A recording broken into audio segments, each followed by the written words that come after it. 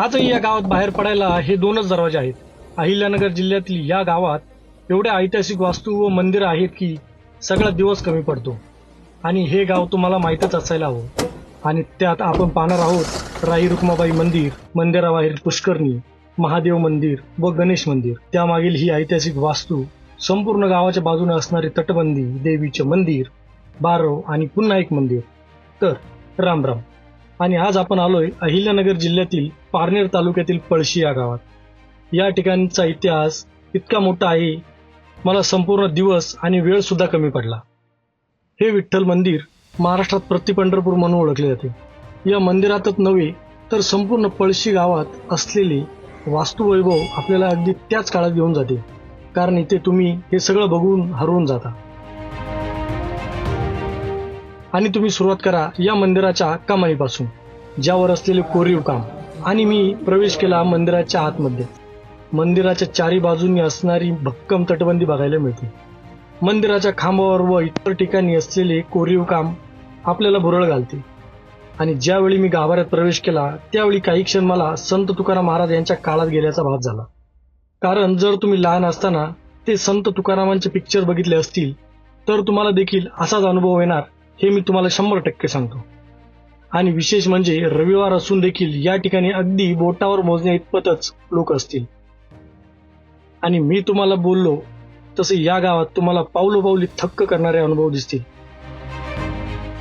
जसं की आपण गोमुख बघतो, पण या ठिकाणी शरमुख बघायला मिळते.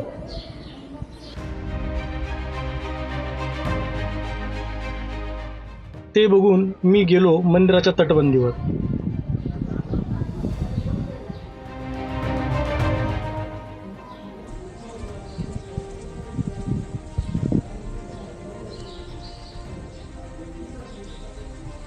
तिथून खाली आल्यावर तुम्हाला दिसते मंदिराच्या समोर असलेले तुळशी वृंदावन आणि मंदिराच्याच बाजूला ही पुष्करणी.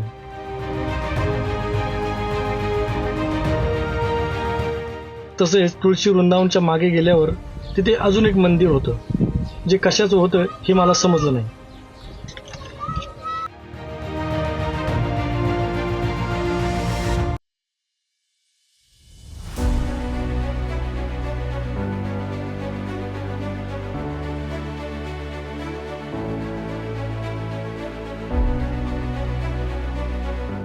आणि मग तिथून मी परत येऊन निघालो मंदिराच्या मागच्या बाजूला असणाऱ्या 2 मंदिरांच्या दिशेने. आणि जे की त्यातील एक मंदिर भगवान महादेवांचे आणि एक श्री गणेशाचे आहे. मंदिरात लाईट गेली असल्याने जास्त काही दिसत नव्हतं.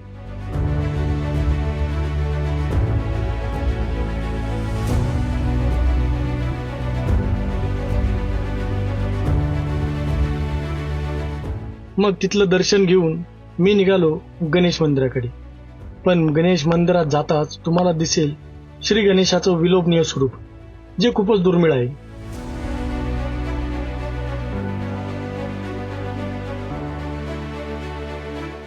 बरं, मग ते बघून मी निघालो त्या मंदिराच्या मागे नदीच्या पलीकडे असलेल्या त्या ऐतिहासिक वास्तूकडे.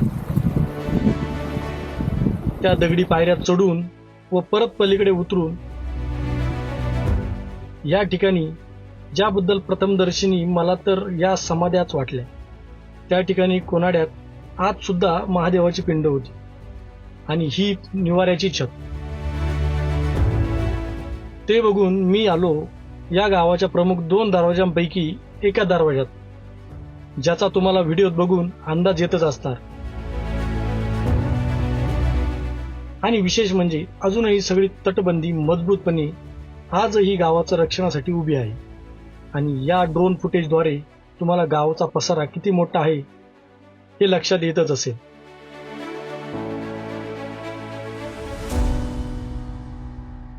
गावात प्रवेश करून मी सरळ पोचलो गावाच्या मध्यभागी स्थित असलेल्या महादेव मंदिराजवळ. या ठिकाणी तुम्हाला बाहेर एक छोटी शिवपिंड बघायला मिळते. आणि या मंदिराच्या आत देखील एक विलक्षण स्थापत्यकलेचा उत्तम नमुना बघायला मिळतो. मग ते बघून मी गेलो आत दर्शनाला. तेथील दर्शन घेऊन मी निघालो गावातल्या बाकीच्या ठिकाण बघायला. आणि या ठिकाणच्या गल्लीबोळात तुम्हाला त्याच जुन्या काळातली घरं आजही त्याच स्थितीत आणि वापरात असलेली बघण्यास मिळते.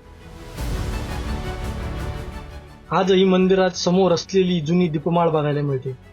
जुने घरं, वाडे बघायला मिळतात आणि पळशीकरांचा वाडा देखील बघायला मिळतो.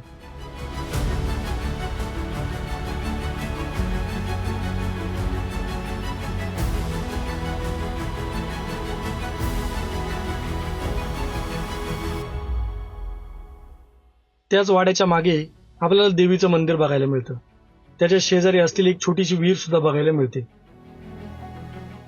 मंदिराला कुलूप असल्याने मी आज जाऊ शकलो नाही.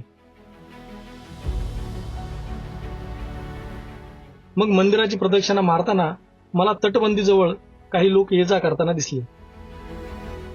जवळ गेल्यावर दिसलं की मोठी तटबंदी सोडता या ठिकाणी 2 छोटे प्रवेशद्वार आहेत आणि तिथेच काही विरगळे देखील दिसल्या आणि त्याच तटबंदीला लागून एक बारो देखील होती, जी आजही पाण्याने भरलेली आहे. ते बघून मी निघालो पळशीकरांचा वाडा बघायला, जो की आजही वापरात आहे. आज शूट करायला परमिशन दिली गेली नाही, पण ग्रामस्थांनी सांगितले जशी कलाकुसर विठ्ठल मंदिरात आहे तशीच या वाड्यातील लाकडांवर देखील कोरलेली आहे.